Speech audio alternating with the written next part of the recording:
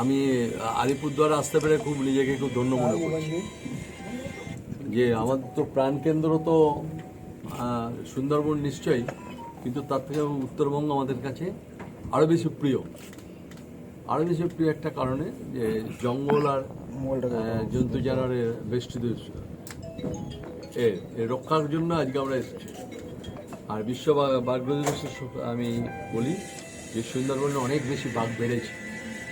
যা বাঘের সংখ্যা ছিল আমাদের যা শুমারিতে আমরা পাঠিয়েছি, এখনও বাঘের ছাপগুলো গায়ে দেখে দেখে আমরা পাঠিয়েছি, এগুলো এখনও রিপোর্টটা আসেনি।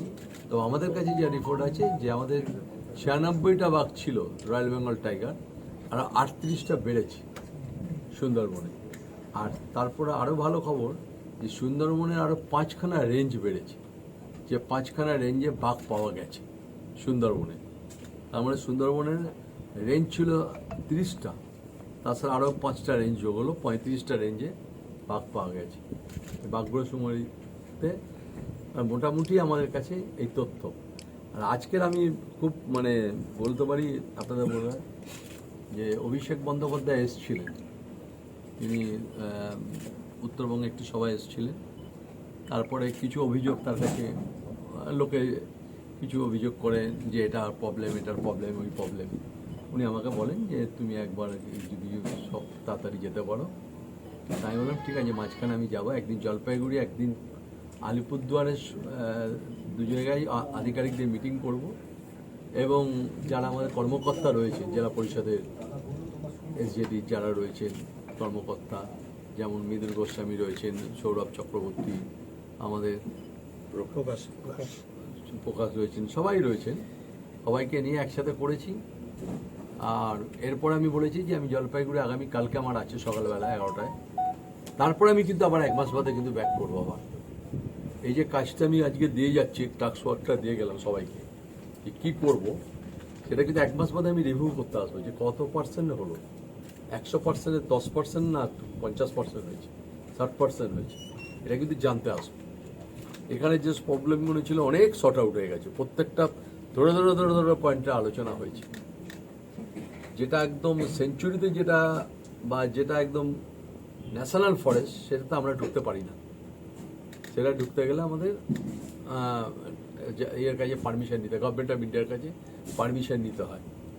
আপনাকে প্রথম বলি যে আমরা বাক্সা থেকে আমরা 2টো গ্রামকে আস্তে আস্তে সরাচ্ছি, সরিয়ে তাদের আমরা নিয়ে আসছি বা আলিপুরদুয়ার আর জলপাইগুড়ির মাঝখানে একটি জায়গায় নিয়ে এসে তাদের বসবাস করাবো।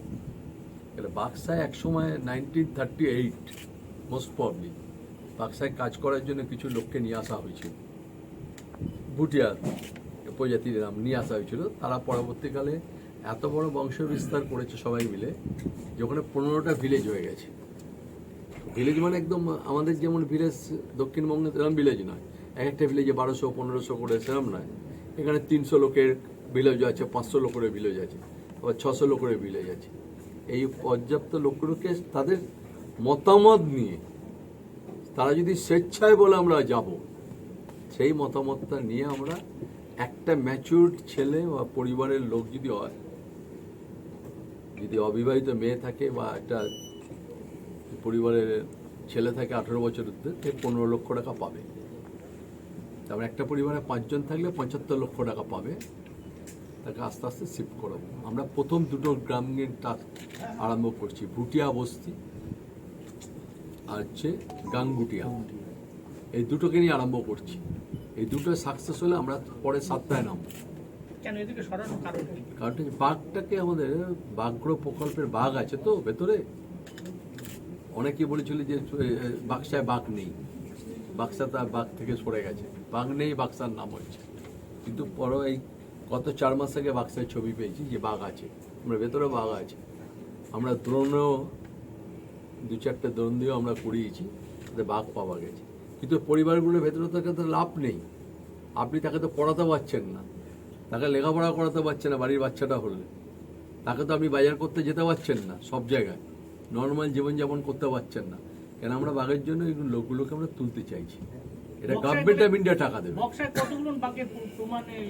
এখন আমাদের কাছে যে রিপোর্ট এসেছিল প্রায় আমরা পেয়েছি, আছে প্রচুর, আমরা 11টা পেয়েছি, 11 কিন্তু তার মধ্যে নিশ্চয়ই বেশি আছে। 11টা যখন পাওয়া গেছে তখন বেশি আছে। 11টা বাঘ আছে বক্সার জঙ্গলে? হ্যাঁ, বিভিন্ন বিভিন্ন প্রজাতির পাবো। আমরা একসময় ঠিক করেছিলাম আসাম থেকে 20টা নিয়ে আসবো, এবং আসামের সাথে আমাদের কথা কমপ্লিট হয়ে গেছে। আমরা 14টা ফিমেল আনবো আর 6টা মেল আনবো, কমপ্লিট হয়ে আছে। সেটা আনবো ঠিক করেছি, কিন্তু এই গ্রামগুলোকে আমরা আস্তে আস্তে তুলতে চাইছি। যেখানে 11টা আছে সেখানে আবার 20টা আনবেন? আরো একটু লাগতে হবে তো, বাক্সাটাকে তো বাঘের জন্যই তো বাক্সা বিখ্যাত। এখন ওখানে আর কি কি প্রজাতি আছে ভেতরে তো ঢুকে দিতে, এত ডিপ ফরেস্ট ঢুকতে পারিনি আমরা। ড্রোন চালাচ্ছি, একটা ড্রোনে আমরা করবো 1 মাস দেড়েকের মধ্যে একটা ড্রোন দিয়ে আমরা একটা সার্ভে তৈরি করব। বাক্সাতে আমাদের সুন্দরবনে আমাদের ক্যামেরা বসানো হয়েছে, রেঞ্জ বাঘের রেঞ্জ যদি হাইট যদি ধরুন 4 ফিট হাইট, 3 ফিট হাইট হয়, 3.5 ফিট হাইট হয়, আমরা দুপাশে ক্যামেরা বসাই। ক্যামেরা বসে দুপাশে ছোপটা দেখে নিই আমরা, সেই ক্যামেরা থেকে আমরা নিয়ে ক্যামেরা থেকে আমরা বাঘ্য সময়টা করি ওইভাবে, আর পায়ের ছাপ দেখে দেখে করি।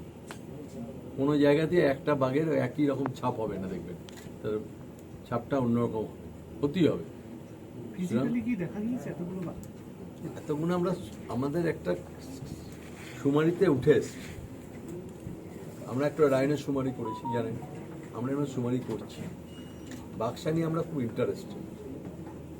সুতরাং এই দুটো গ্রামকে তুলবো, তারপরে 15টা গ্রামে 7টা গ্রামের সাথে আলোচনায় বসবো। গভর্নমেন্ট অফ ইন্ডিয়ার টাকাটা দেবে, তার টাকাটার জন্য ওয়েট করছি। গভর্নমেন্ট অফ ইন্ডিয়ার টাকা কিন্তু বারবার বলছে দেবো দেবো করে, টাকাটা দিচ্ছে না। এটাই হলো একটা প্রবলেমেটিক দাঁড়িয়ে আছে। কিন্তু এখন বলছে দেবো, জানি না কী করবে এখন। কিন্তু আমরা পরিবারগুলোকে না তুললে বাক্সাটাকে বাঁচানো যাবে না।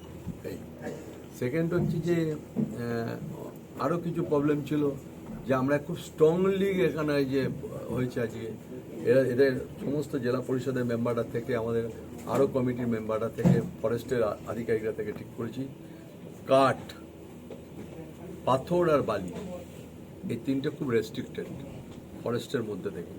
একটা অংশ উঠবে না, একটা অংশ কাটা হলে কঠিন শাস্তির জায়গায় যাবে। আপনাদের একটা রোড দিয়ে গাড়ি আসছে, মায়ানমার হয়ে আসাম হয়ে আলিপুরদুয়ার হয়ে গাড়ি বেরিয়ে যাচ্ছে, সেই প্রচুর গাড়ি আমরা ধরেছি, প্রচুর গাড়ি ধরেছি। ওপরে বস্তা থাকছে, নিচে শাল কাঠ, ওপরে বস্তা থাকছে, নিচে সেগুন কাঠ, ওপরে বস্তা থাকছে, নিচে মেহগিনি কাঠ। আমরা এবার একটা প্রপোজালও তৈরি করছি, এটা দেবো আমরা গভর্নমেন্টকে, সরকারকে দেবো, রাজ্য সরকারকে যাবো। MBI, motor, excise, forest and police, আমরা এই 4জনকে দিয়ে 2টো ওখানে রুট আছে বেরোনোর রুট, ওই 2টো রুটে আমরা টাস্ক ফোর্স একটা গঠন করে আমরা এগুলোকে ধরতে হবে। আমাদের অনেক কমেছে, আপনারা এই মিডিয়া ভাইরা বলতে পারবেন যে অনেক কমেছে। যে সংখ্যায় হতো সে সংখ্যা থেকে আমরা অনেকটা কমিয়েছি। আর কিছু কিছু জায়গায় আমরা সোর্সের লোকও ঠিক করছি, সোর্স মানি, বুঝতে পেরেছেন? আমরা মানে এগুলোকে কোনো লোককে জানতে দেবো না যে লোকটি আমাদের সোর্সের লোক, তার কাছে আমরা একটা অ্যান্ড্রয়েড ফোন দিচ্ছি আর তাকে আমরা সোর্স মানি দেবো। এটা আমরা কিন্তু হোল উত্তরবঙ্গ জুড়ে করব। রাস্তা রাস্তা তারা থাকবে, তারা হয়তো এখানে থাকবে, তাদের কাছে মোটর বাইক থাকবে, তারা যেখানে সেখানে ঘুরবে, তারা খবর দেবে। আর হাতির জন্য আমরা যেটা করেছি এখন আলোচনায়, আমরা হাতির জন্য প্রচার করছি, যেখানে যেখানে হাতি বেরোবে আমরা হাতি করিডোর করছি, করিডোর তৈরি হবে একদম রেঞ্জ। ধরুন একটা চা বাগান, মিডিল পয়েন্টের একটা জায়গায় চা বাগানের একটা মিডিল পয়েন্ট থাকবে, এখান দিয়ে হাতির করিডোর তৈরি করে হাতি ওখান দিয়ে যাবে, আবার অন্য দিক দিয়ে হাতি ব্যাক করবে তার করিডোর। হাতি যদি জেনে যায় যেটা আমার রাস্তা, ও সিরিয়ালি সেই রাস্তায় যাবে করিডোরে। এটা আমরা কিছুটা জলদাপাড়াতে কিছুটা সাকসেস হয়েছি, এটা খুব তাড়াতাড়ি আমাদের টিম বসছে। অভিষেকের কাছে গ্রামবাসীরা কি অভিযোগ করেছে? একটা রাস্তা না, বলছি অভিষেক ব্যানার্জির কাছে কি অভিযোগ করেছে? রাস্তা হাতির করিডোর, ফরেস্টের ভেতরে একটা রাস্তা, আর হাতিতে মারা গেছে। আমরা বলেছি কম্পেনসেশন আমরা তো করি, একদম টাকা তো সব দিয়েছি আমরা। কিছু কিছু জায়গায় হয়তো আমাদের ওই যে পরের টাকাটা পৌঁছাতে হবে, তাকে কিছু ডকুমেন্টস জমা দিতে হবে। মারা যাওয়ার পর ডেথ সার্টিফিকেট এলে তারপরে সেটাকে আমাদের মিউনিসিপ্যালিটি বা কর্পোরেশন হোক বা পঞ্চায়েত হোক, তাদের কাছ থেকে একটা সার্টিফিকেট নিতে হয়। পরের সার্টিফিকেটটা জমা দিলে পরের টাকাটা দিয়ে দেওয়া হয়। সেই টাকাটা আমাদের এখানে এসে গেছে, কিন্তু তারা সেটা জমা দিচ্ছে না। অনেকে বললো যে মারা গেছে, তার কাছে গিয়ে চেয়েছি যে তোমার মারা গেছে তুমি টাকা পাবে, সে এখনো সার্টিফিকেটই জমা দেয়নি, ডেথ সার্টিফিকেট। সেটা টাকাটা দিতে পারছি না আমরা। তারপরে বলেছিল, আমরা বলেছি একটু রাস্তার প্রবলেম ছিল, এটা মন্দিরের গায়ে, সেটা পারমিশন আমরা দিয়েছি, সেটা পারমিশন দিয়েছি, রাস্তাটা করার পারমিশন দিয়েছি। সেটা কিন্তু একদম ইয়ের মধ্যে, ফরেস্টের মধ্যে অল্প রাস্তাটা হলে মন্দিরে যেতে পারবে লোক, সেটার পারমিশন আমরা দিয়ে দিয়েছি, পারমিশন আছে বলে দিয়েছি, সেটা করে নেওয়া হবে।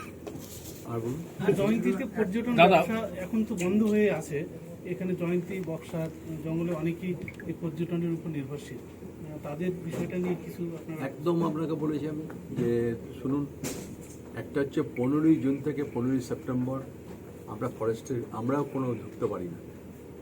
একমাত্র ফরেস্টের যারা সরাসরি কাজ করে কোর এরিয়া বাফার এরিয়া আপনি ঢুকতে পারবেন না।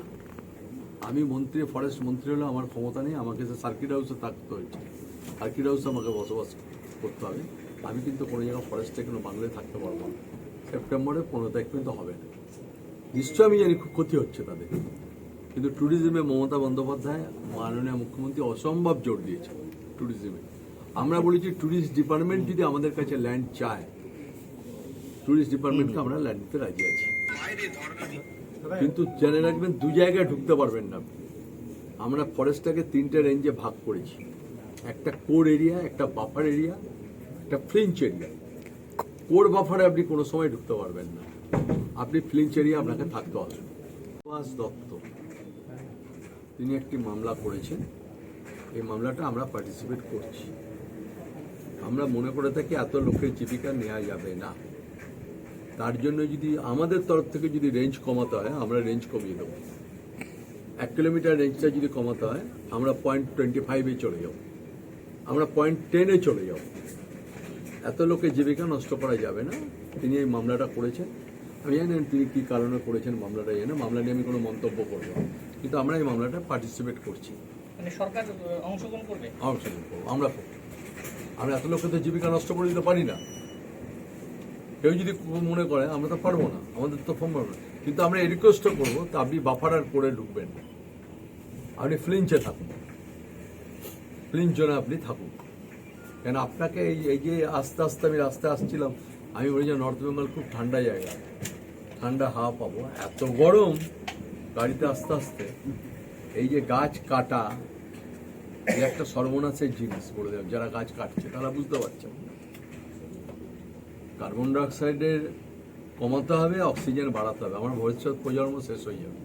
আমি 20 বছর আর বেঁচে থাকবো, হয়তো 10 বছর বাঁচবো কি 15 বছর, কিন্তু আমার পরের জন্মের লোকেরা আর বাঁচবে কিনা জানি না। এই গাছ কাটা যে কাটছে ব্যবসায়ী করতে গিয়ে, এই দুষ্টু লোক, তারা কিন্তু কাজটা ঠিক করছে না। এর জন্য কঠিন অবস্থা কিন্তু নিচ্ছে। আজকে ডিএম এর কাছে পারমিশনও নিয়ে নিলাম, আমরা স্যাটেলাইট ফোন নেব, আমরা স্যাটেলাইট ফোনও দিচ্ছি। ডিপ ফরেস্টে স্যাটেলাইট ফোন থাকবে তাদের কাছে। দেখা যাচ্ছে যারা কাঠ কাটে বনকর্মীরা ধরলে রেঞ্জ ঘেরাও হয়ে যাচ্ছে। এটার জন্য আজকে বলা হয়েছে যে শুনুন, আমি তো একটা রাজনৈতিক দলের লোক, সেটা তো জিতেছি। এখানে আমাদের সঙ্গে জেলা পরিষদের সভাধিপতি এই পুরো টিম আমরা নিয়ে বসেছিলাম। আমরা বলেছি এটা তো আমাদের মনিটরিং করতে হবে। রেঞ্জ বিটটা যদি ধরতে গিয়ে ঘেরাও হয় তো তাদেরও তো মুক্ত করতে হবে। রেঞ্জ বিটকে তো মারা যাবে না, তারা তো আমাদের কাজ করতে এসছে। একটা জায়গায় জেলা পরিষদের সভাধিপতি বলেছে আসামের একদম কিনারায়, এখানে কাঠ কেটে নিয়ে চলে যাচ্ছে আসামিতে কিছু লোক এসে, সেটা করতে দেবো না। কিন্তু কর্মীরা ভক্ত, কর্মীরা সেই জন্য কর্মীরাও নেওয়া চলছে, তো তার কাজও চলছে। পাবলিক সার্ভিস কমিশন কর্মী মাদারিহাটে অভিষেক বন্দ্যোপাধ্যায় এসে এই মাদারিহাট লোকালয়ে হাতির তো বললাম আপনাকে করিডোর তৈরি হচ্ছে। হাতির আমরা যেটা জলদাপাড়ায় করেছি, আমরা এটাতেও করছি, জয়ন্তীতেও, মাদারিহাটেও করছি। হাতির করিডোর তৈরি হবে আমাদের। এবার সেটা পরিকল্পনা করছে, একটা করিডোর তৈরি করতে গেলে একটা পরিকল্পনা আছে। ডিএম এর ল্যান্ড, এই যে ল্যান্ডটা আমাদের যেটা নেবো আমরা, সেটা হচ্ছে চা বাগানের ল্যান্ড। চা বাগানের ল্যান্ডের ওনার হচ্ছে কালেক্টর, ডিস্ট্রিক্ট কালেক্টর, তিনি রাজি হয়েছেন বেসিক্যালি। এবং তার সাথে আমাদের কাল পরশু একটা সিটিংয়ে বসবে, এবং টোটাল প্ল্যানটা ম্যাপটা তৈরি করা হচ্ছে, কোন দিক দিয়ে হাতি কোন জায়গা দিয়ে বেশি ঢোকে আর কোন দিক দিয়ে বেরোবে তার অ্যারেঞ্জমেন্ট করা হচ্ছে। আর এর জন্য আমরা করাচ্ছি, আগে মাইক্রোফোন করাচ্ছি। আর আমরা জেলা পরিষদ দায়িত্ব নিয়েছে যে ওই যে গ্রামগুলো বেরোয় তাদেরকে নাম আর ফোন নাম্বারটা শুধু দেবে। আমরা এবার অ্যালার্ট করবো প্রথমেই আমরা একটা মোবাইলে, যেমন আমরা এক ঝটকায় 5 জনকে আমরা হোয়াটসঅ্যাপ পাঠিয়ে দিতে পারি একটা মেসেজ, 20 জনকে পাঠাতে পারি, 30 জনকে পাঠাতে পারি, তবে এক ঝটকায় আমরা জানিয়ে দেবো হাতি বেরিয়েছে, তোমরা সাবধান। এইটা লক্ষ্য দেবো। হাতি সকালবেলার দিকে মেরে দেয়, প্রবলেম হয় হাতি সকালবেলা মারে। হাতি দেখবেন রাত্রিবেলা করে না, সকালবেলার দিকে আমি পায়খানা করতে গেছেন মেরে দিই। এর জন্য একটা কারণ জঙ্গলে খাবারের অভাব। আর খাবারের অভাব কিছু, হাতির খাবারের অভাব নেই। উত্তরবঙ্গে হাতির কোনো খাবারের অভাব নেই, পশ্চিমবঙ্গে কোনো অ্যানিমেলেরই খাবার অভাব নেই। আমরা সুন্দরবনের বাঘেরও কোনো খাবার অভাব নেই। ওইদিকে বরঞ্চ বলতে পারেন বাংলাদেশের বাঘ আমাদের চলে আসছে। বাংলাদেশে যত বাঘ আছে রয়্যাল বেঙ্গল টাইগার, তারা চলে এসছে এই বাংলায়। আমাদের এত খাবার পায় ওখানে রয়্যাল বেঙ্গল টাইগার। দাদা একটা বিষয় কথা হয়েছিল, জয়ন্তী মানে রাজাভাতকা জীবিকা যেটা, এখানে জয়ন্তী বক্সা রাজাভাতকা সব আছে, ফরেস্টের থেকে নোটিশ সার্ভ করা হয়েছে আর কি, যত রকমের কমার্শিয়াল অ্যাক্টিভিটিস আছে বন্ধ করতে হবে। পরিষ্কার দিন কোর্টের যা রায় আছে সেই অনুযায়ী এটা কি হবে আর কি, এই বিষয়টা তো আমরা ফাইটে নেমেছি, বললাম তো গিয়ে এই তো আমার কাছে। আমি নিজেও পেশা একজন আইনজীবী, আমি গ্রিন বেঞ্চের এটা নিয়েও নেমেছি। আমরা পেয়েছি এটা, এই গ্রিন বেঞ্চের এটাও পেয়ে গেছি আমি। এটা নিয়ে আমরা পার্টিসিপেট করছি, অলরেডি করছি, এবং আমরা এটা করছি। আমি আপনাকে বললাম যে কোনো লোকেরই জীবিকা যাবে না, এটা পরিষ্কার লিখে রেখে দিই। যদি ফরেস্টের রেঞ্জে আমার 1 কিলোমিটারের রেঞ্জ আছে, আমাকে যদি 0.50 করতে হয় 0.50 করে দেবো রেঞ্জ, 0.25 করতে হয় 25 করে দেবো আমরা। কোনো লোকের জীবিকা মারার জন্য ব্যাপার নেই। এবং মাননীয় মুখ্যমন্ত্রী মমতা বন্দ্যোপাধ্যায় জানেন যে মানুষ করে খাক, ভালো করে খাক, সুন্দর করে খাক, মানুষ চায়। এটা আমরা সবাই চাই। আপনাকে ওরা যেটা চাইছে সেটা করা যাবে না, যে 15ই জুন থেকে 15ই সেপ্টেম্বর পর্যন্ত ফরেস্ট খুলে দেওয়া করা যাবে না। এটা ব্রিডিং পিরিয়ড, আপনি খুলতে পারবেন না। এটা তো জীবজন্তুদের এই সময় ব্রিড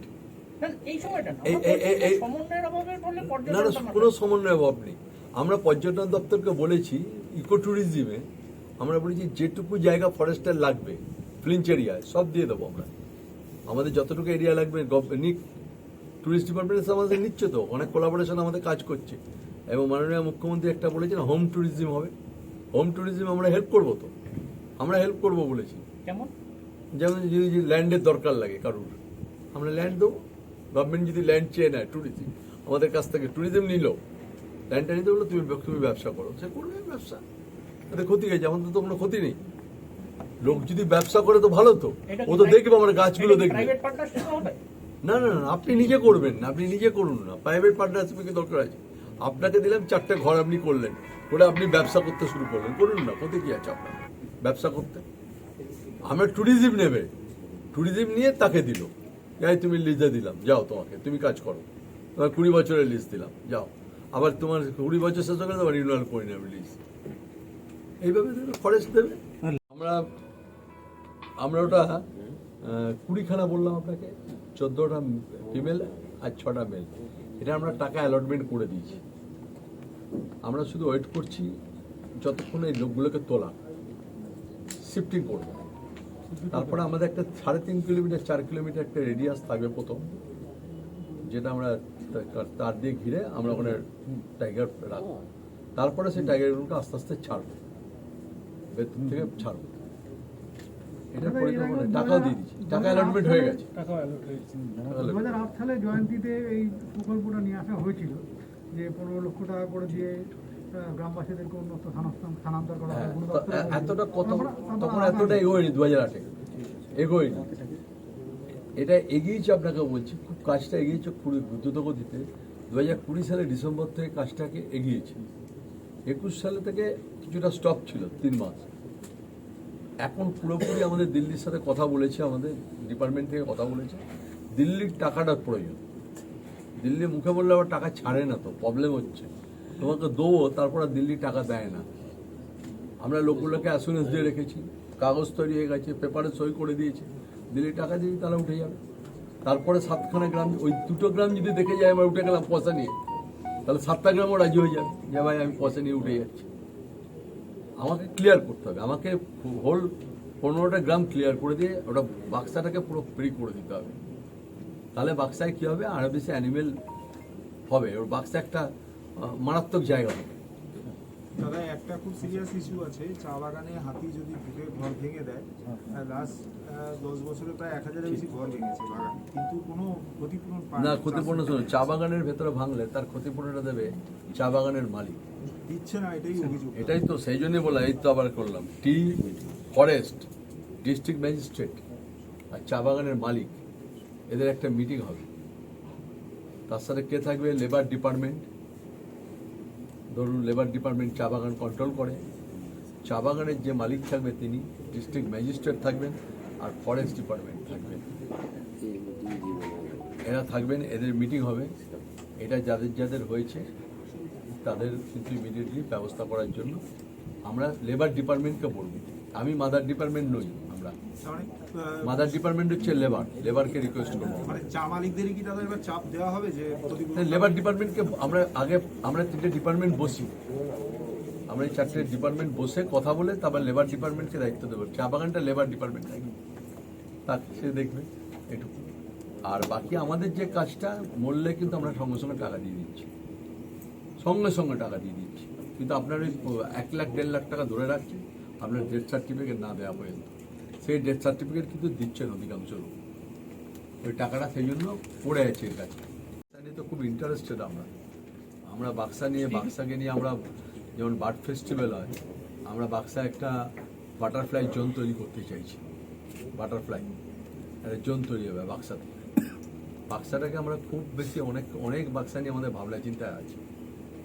বাক্সাকে নিয়ে অনেক পরিকল্পনা আছে, আস্তে আস্তে করবো। সেটা পরপর ধাপে ধাপে বলি, একদিন বললে সব তো লিখে ফেলবেন, তারপরে পরের দিন আর লেখার কিছু থাকবে না। দাদা আরেকটা জিনিস দাদা ইম্পর্টেন্ট, সেটা হচ্ছে মুখ্যমন্ত্রী বলেছিলেন যে বন দপ্তরে নিয়োগের ক্ষেত্রে দুর্নীতি হয়েছে, সেটা কি আপনি তদন্ত করবেন? দেখুন, আমি এটা নিয়ে এখন কোনো আলোচনা করবো না, এই টপিক নিয়ে তো কোনো আলোচনার বিষয়বস্তু নয়। আজকে আমি এসেছিলাম ডেভেলপমেন্টের ওয়ার্ক, কতটা কাজ আমাদের হয়েছে, কতটা কাজ আমাদের করতে হবে সেটা নিয়ে, এটা নিয়ে কোনো বিতর্কে এখন যাব না। মুখ্যমন্ত্রী বলেছিলেন রাজীব বন্দ্যোপাধ্যায়ের কাছে জেলার থেকে তালিকা গেছে, নেতারা তালিকা পাঠিয়েছে। বললাম আজকে আমি বললাম আপনাকে এই টপিকস নিয়ে আমি আলোচনা করবো। আজকে আমি ডেভেলপমেন্টের পুরো প্রিপারেশন নিয়ে এসেছি, আমি এমন কোনো ওয়ার্ক নিয়ে আসিনি যেখানে আলোচনা করা যাবে। এরকম ধরনের কোনো ফাইল আপনি পেয়েছেন? আমার কাছে আমি কোনো তথ্য নিয়ে আজ আসিনি, তা ফাইল পাবো কোথায়? এরকম কোনো তথ্য নিয়ে আসিনি। Thank you.